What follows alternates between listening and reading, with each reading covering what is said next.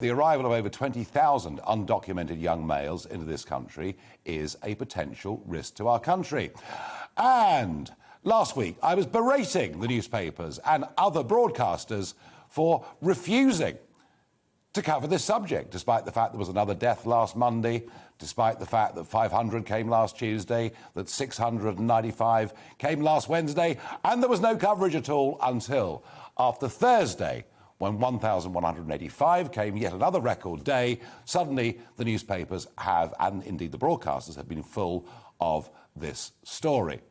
Well, today it took a slightly new twist. I was on the South Coast this morning, and just have a look at what I spotted. I couldn't believe it, but I actually spotted a jet ski. For the first time ever, a jet ski has come across the English Channel and been picked up by the RNLI. It feels that the humiliation of our country knows no bounds. And something else that's been noticed over the course of the last week, and that is that the dinghies that are coming have changed.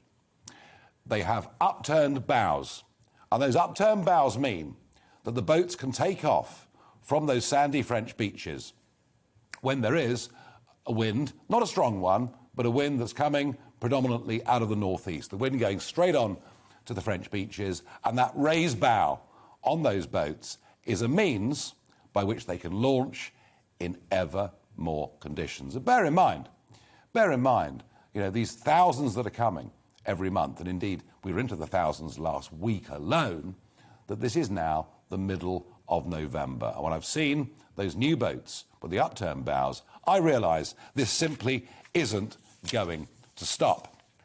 Now, what's it all led to? It's led to the Prime Minister and the Home Secretary firmly pointing the finger of blame at France.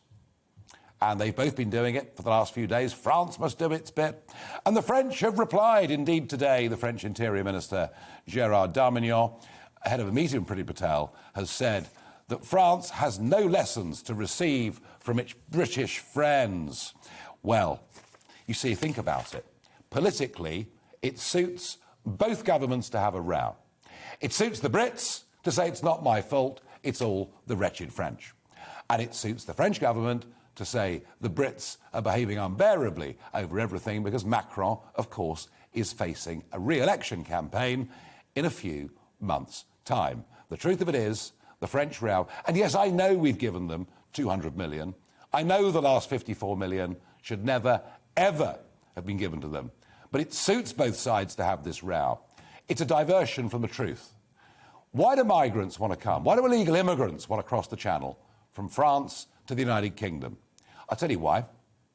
The French don't give them accommodation in four-star hotels or nice private houses. The French don't give them free dental care, free health care, new mobile phones, 3 square meals a day. 0% chance so far this year, out of the 23,500 that have come, of being deported. Not one has been deported. Oh, and I almost forgot, £38 a week spending money.